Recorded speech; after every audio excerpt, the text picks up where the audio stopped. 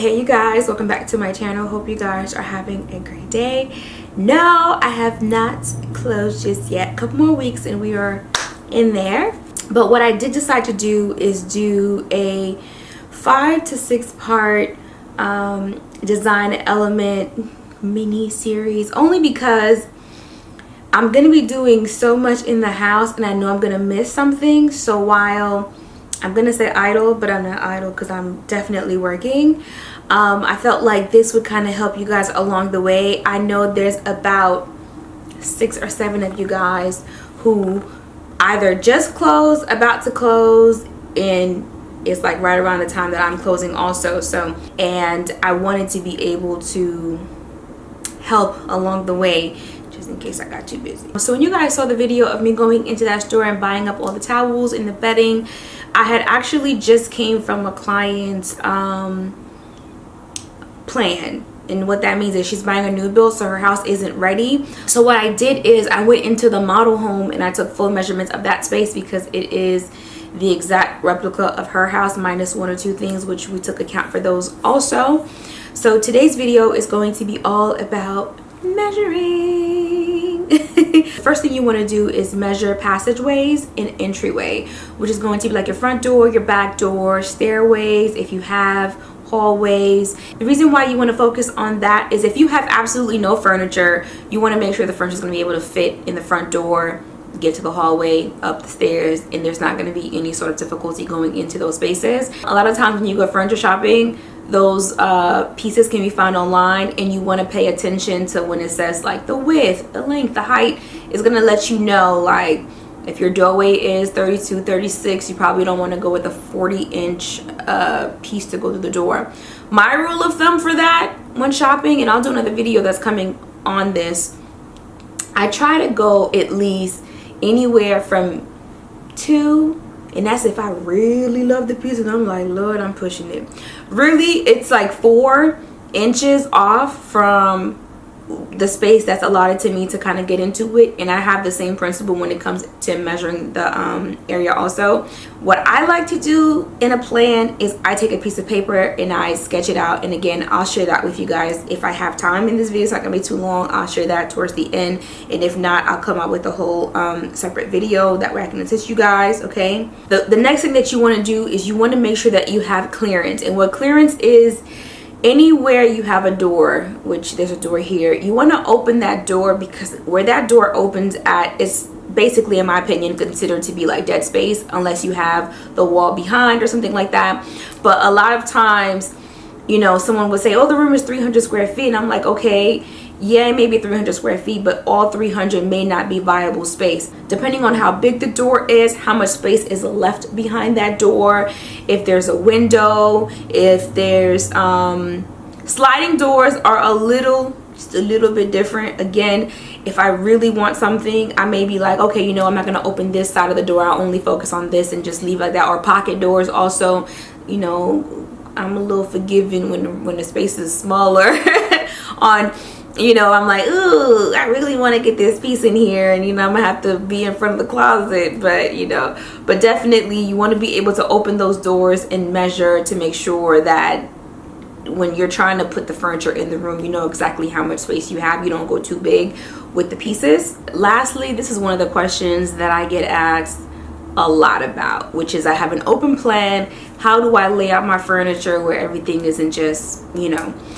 And this is going to be a little bit difficult. I'm probably going to have to touch on this again once I am inside my house so I can show you guys.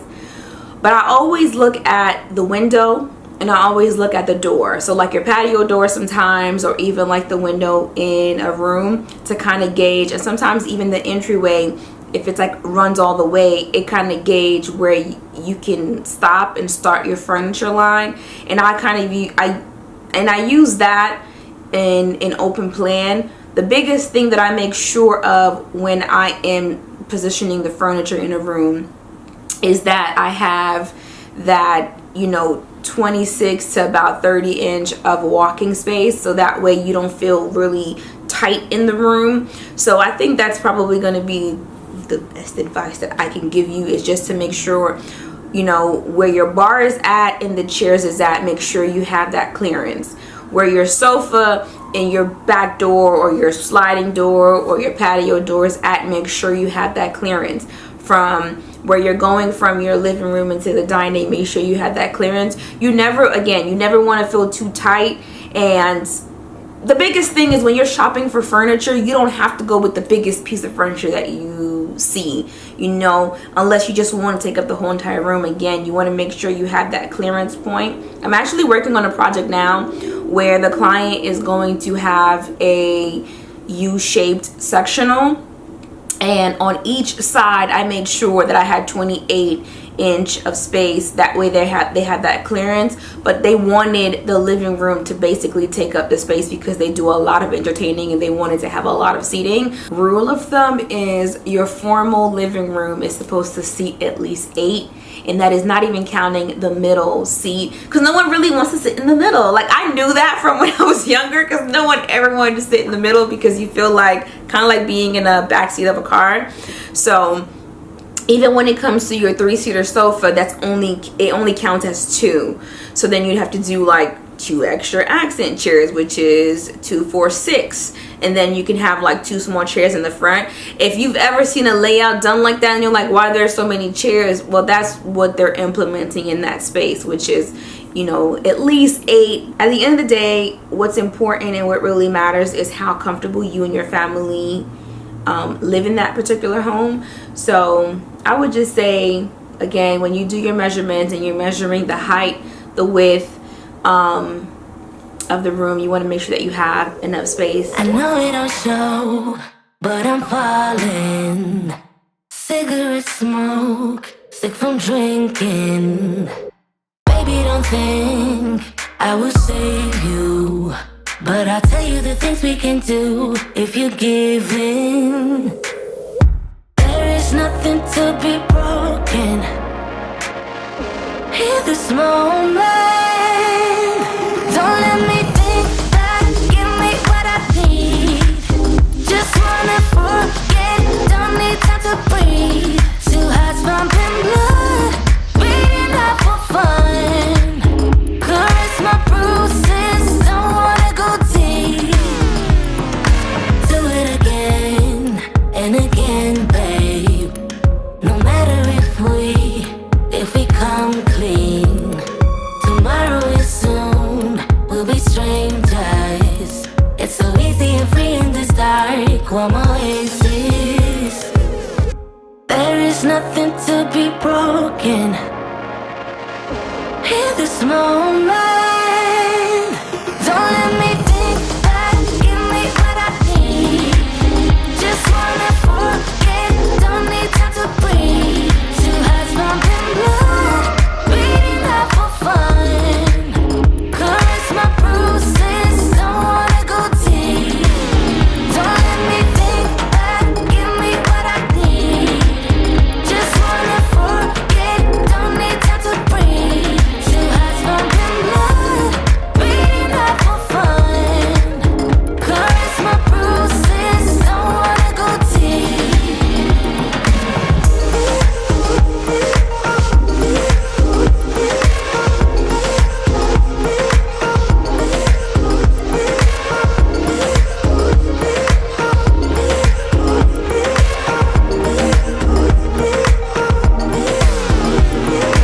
Do it again and again, babe.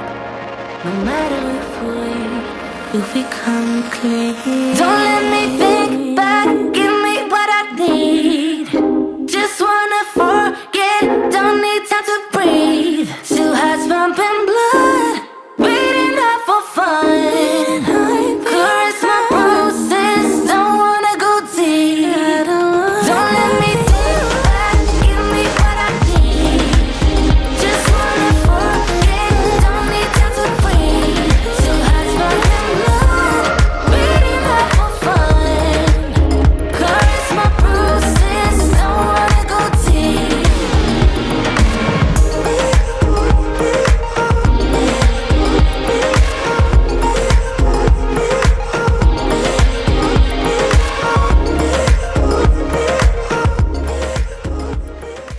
this is the plan of a client's loft, and I'll show you the bedroom really quickly. So pretty much you come up a flight of stairs, right? And then you end up landing in this particular space. There is a small little closet that leads, you know, to like the attic crawl space. The door is 28 inches, and then the space here is 31. And the only reason why I did the 31 in case she wanted to add a piece here for some particular reason. And then the ceiling is 8 feet, which I kind of marked here. I even took account of a niche wall. The span of the wall is 68 and the height of it is 42, but then when you go towards the back you have 68 inches of space, and then it goes to the 8 feet, which I suggested putting a small bar, because when you come in from the upstairs, this is pretty much the living room space. I can do a backsplash wall here, floating shelves, do a small bar, and I'll have enough space allotted to me. Even though this wall comes down, I know the span of this space here, and then I know that I have 24 inches space. So it's supposed to be, if anything, about 22 inches deep. Pushing it, I could probably do the 24, but you want to make sure that you kind of stay within this space here. But this is pretty much the loft space. Now this was just a quick 2-hour consultation, so I just wrote this down. I'm going to replan it again and put it in the room. Again, I'm going to show you guys another plan. This is a master bedroom. In this master bedroom, you have the niche wall, which is 24 inches deep on one side, 26 inch on the other side, which is why it's really good to measure, because if you wanted to do, you know, let's just say a picture frame on this wall, a picture frame on this wall, and all you did was measure this side at 26, it wouldn't fit this space. So whatever goes on either wall is going to have to be within that 4 inches smaller than the wall to fit into this area here, or not, you know. But the span of it is 106, so if you want to do a credenza, you can go as big as you want, or you can go smaller. Just really depends on the space. And then I took account of, again, another doorway, the room, and then I took account of all the windows and everything, and then I took account of the wall that kind of caddies out to be a bay window. This notebook here is my graph book. I hope I never lose it. I actually need to purchase about 2 more. What I would like to do at some point is get little small folders and have the graph books and stuff, but then tear it out and have my little small folders, and each client would have one. That way, you know, I know like blue is for this one, this is for this one, and pretty much like whatever color I know is the prominent color in their home, I would make that their folder. That way I had an idea of like who they are, because Lord, if I lose this book, I basically lose all of my clients' information, and they're not like next door to me, and I would just hate to do it. I haven't, God forbid, but this is a thing that has really helped me along the way, and I feel like the best thing that you can do for your space is measuring it. I hope this video was helpful. I know with the video you really can't tell exactly like what's going on, but at least seeing the sketches, you have a little bit of a better understanding. But that is pretty much it for the video. I hope you guys have a good day. I'll see you guys next time. Bye.